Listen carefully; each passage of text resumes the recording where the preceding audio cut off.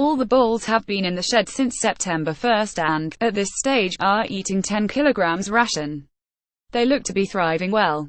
We will try to get them up to 13 kilograms over the next couple of weeks. The first bulls don't need to be slaughtered until the last days of November. They have now been joined inside by our Angus heifers and some cull cows.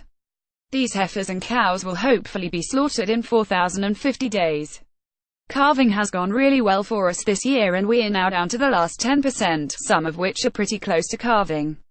At the moment, the cows and calves are grazing in small groups around the farm.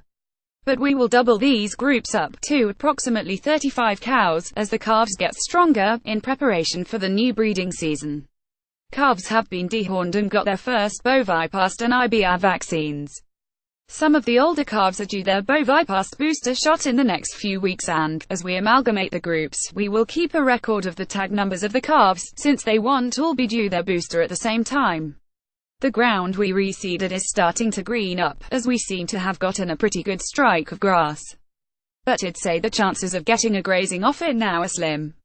It will certainly get a post-emergence weed spray. The plan for some of the areas we reseeded is to realign some of the paddocks.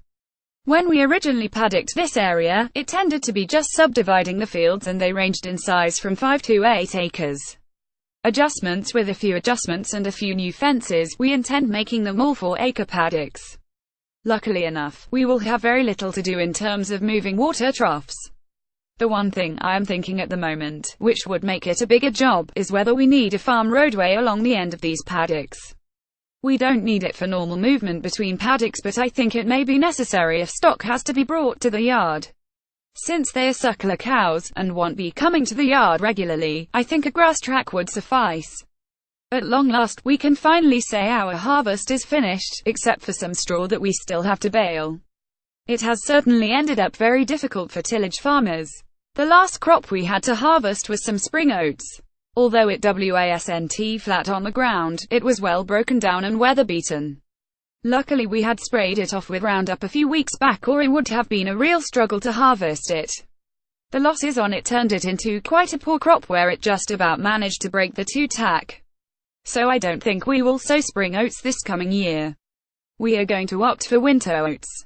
This is not just because of the poor outcome of this year's crop.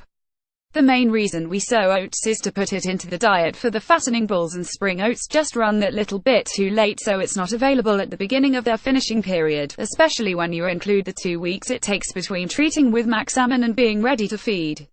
Robin Talbot farms in partnership with his mother Pam and wife Anne in Balacolla, Coalish Indo Farming.